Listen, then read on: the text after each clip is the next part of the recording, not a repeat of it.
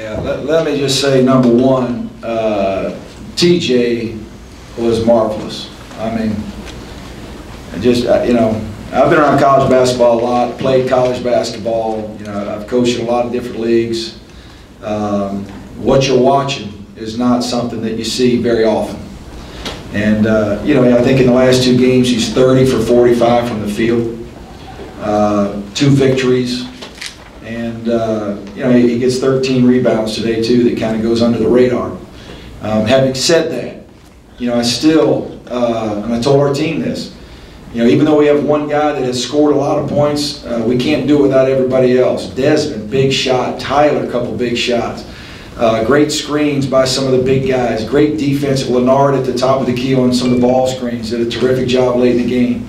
So it's still a great team win, even though TJ has done what he's done. But marvelous performance. Unbelievable. So very excited. We'll go Joe here and then.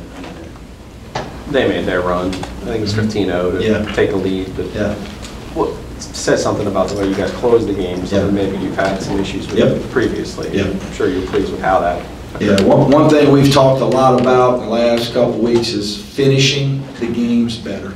We have to finish better. And because we've had some games this year we haven't. And we got to finish better.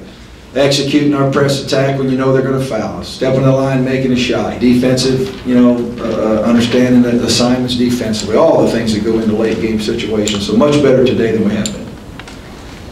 TJ's been great all year, obviously, but 36, 41, and then today in the last few games. Is there something different, some improvement in his game that he's made, something small that's leading this surge? I don't know that, you know, that there's any one thing. I know that here's the most important thing about TJ that I've learned having coached him now. He wants to win.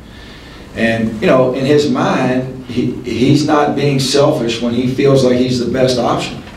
Now, you saw late in the game, I thought it was important. It was very crucial. They ran another guy at him, and he found Desmond for a 3, found Tyler for a big shot. You know, he gave the ball up when he had to because he wants to win. He's trying to make winning plays. And what more can you ask of a guy from that? And then his efficiency has just been off the chart. Mark, maybe we talked about during that weight game when he got the 3-tip play. He seems to come up with all those loose balls. Does he make opportunities for himself as well as anybody you've seen? He makes opportunities, and I think one thing about TJ too, he's got amazing hands.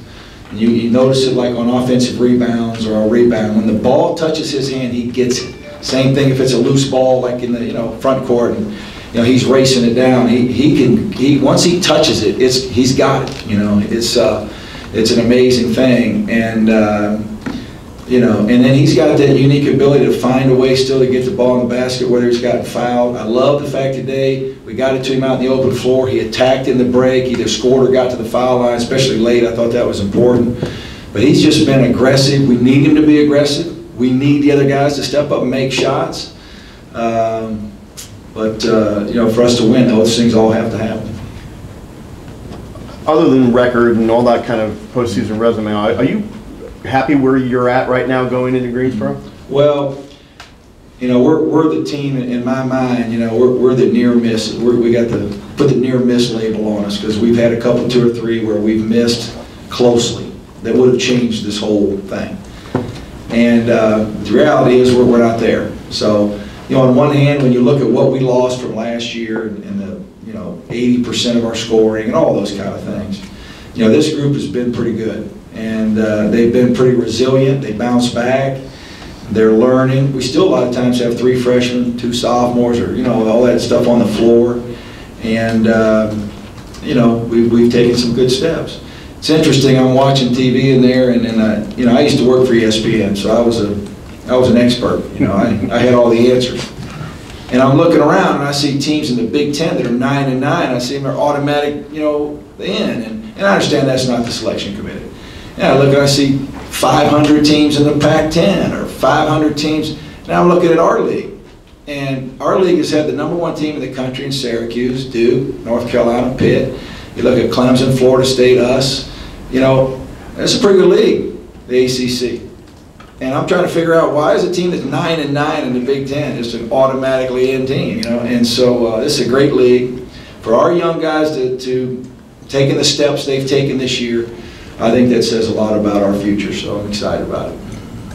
There's been a lot of debate about ACC Player of the Year. How do you define the Player of the Year in the ACC? I mean, what more's a guy got to do? And I hope, sometimes people vote early. They throw their vote in there, and if they can, they can get it back. And but come on, I mean, you got to be kidding me. And this guy, T.J. Warren, is absolutely deserving, of it. And there are great players. Jabari Parker is a great player.